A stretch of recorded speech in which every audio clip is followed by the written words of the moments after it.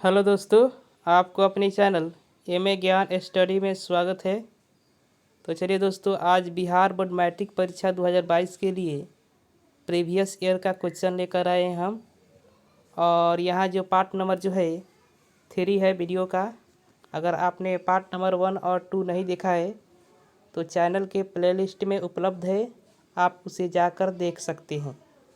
तो चलिए दोस्तों, यह विज्ञान का प्रश्न है और ये जो है प्रीवियस ईयर में पूछे गए प्रश्न हैं और इससे ज़्यादा परीक्षा में नहीं आएगा। तो चलिए दोस्तों, हम प्रश्न को स्टार्ट करते हैं।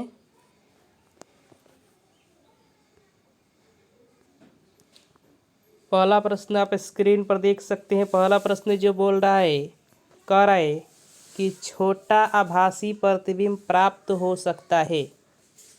आपसे पूछ रहा है कि प्रतिबिंब प्राप्त होगा, छोटा प्राप्त होगा और आभासी प्राप्त होगा। ऑप्शन ए देख सकते हैं समतल दर्पण में, ऑप्शन बी देख सकते हैं अवतल दर्पण में, ऑप्शन सी देख सकते हैं उत्तल दर्पण में, ऑप्शन डी देख सकते हैं उत्तल लेंस में। तो इसका राइट आंसर हम आपको बता देते हैं। इसका राइट आंसर हो जाएगा ऑप्शन नंबर सी, उत्तल लेंस में केवल संभव है छोटा और आभासी प्रतिबिंब। हम आभासी प्रतिबिंब को काल्पनिक प्रतिबिंब के नाम से भी जानते हैं और यह जो है केवल और केवल उत्तल लेंस में ही बनता है। तो चलिए दोस्तों, अगले प्रश्न की तरफ चलते हैं। अगला प्रश्न आप स्क्रीन पर देख सकते हैं। कह रहा है कि प्रकाश की चाल सबसे पहले किसने बताई थी।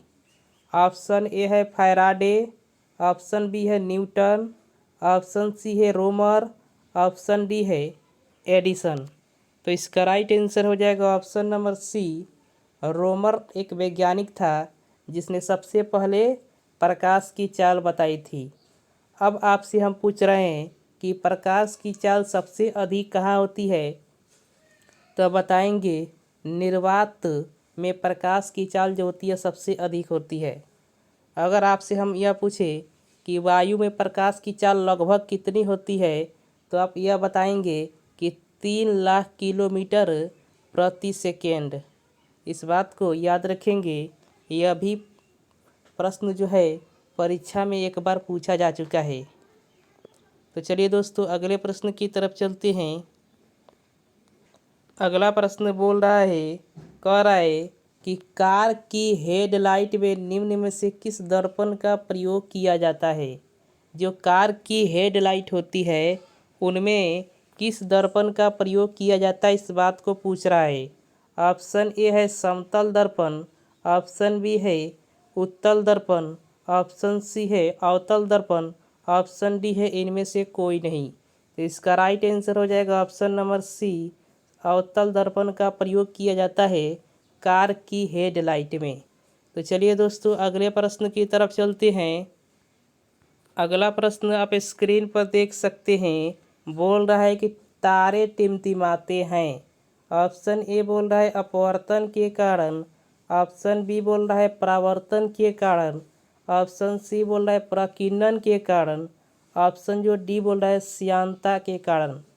तो इसका राइट आंसर हो जाएगा ऑप्शन नंबर ए, अपवर्तन के कारण जो होते हैं तारे हमें टिमटिमाते हुए नजर आते हैं। इस बात को याद रखेंगे। चलिए दोस्तों, अगले प्रश्न की तरफ चलते हैं। अगला प्रश्न आप स्क्रीन पर देख सकते हैं। कह रहा है कि निम्नलिखित में से किस रंग का अपवर्तनांक सबसे अधिक होता है। यानी प्रकाश में कितने रंग होती है, 7 रंग होती है।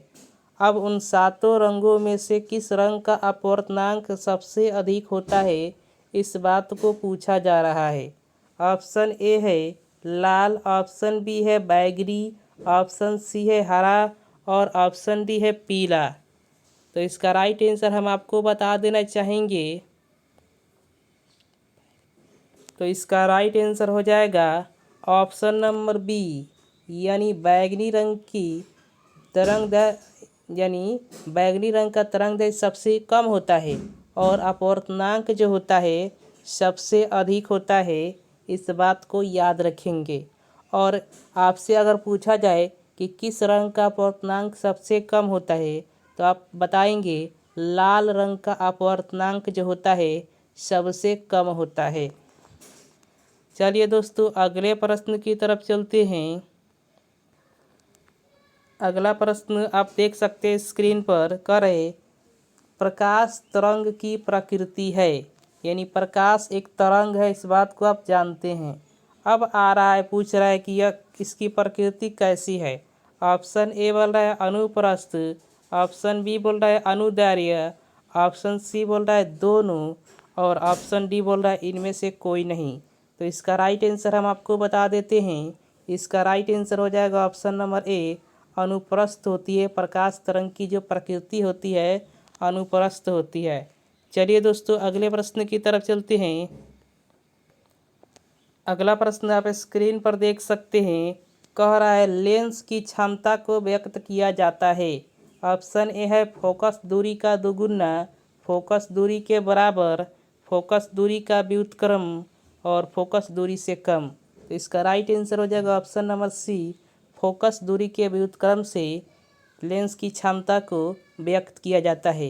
अर्थात आप देख सकते हैं P बराबर, यानी क्षमता P बराबर होता है 1/f, यानी फोकस दूरी का क्या होता है व्युत्क्रम होता है। और अगर आपसे पूछे कि लेंस की जो क्षमता होती है उसका ऐसा ही मात्रक क्या होता है, तो डाईऑप्टर होता है, जिसे D से सूचित किया जाता है। अगर पूछे कि डाईऑप्टर नहीं लिखे और लिख दे दूसरा कुछ, तो इसका अन्य भी मात्रक होता है प्रति मीटर, जिसे हम m⁻⁻1 लिखते हैं, इसे हम प्रति मीटर पढ़ते हैं। इस बात को भी आप याद रखेंगे। तो चलिए दोस्तों, प्रश्न को यहीं हम समाप्त करते हैं और अगले प्रश्न के साथ आपको अगले पार्ट में मिलेंगे इसी तरह का प्रश्न लेकर। तो इसीलिए अगर वीडियो अच्छा लगा है तो चैनल को सब्सक्राइब कर दे, ताकि जितने भी सारे हम प्रश्न दें आपके पास पहुंचता रहे। तो चलिए दोस्तों, धन्यवाद।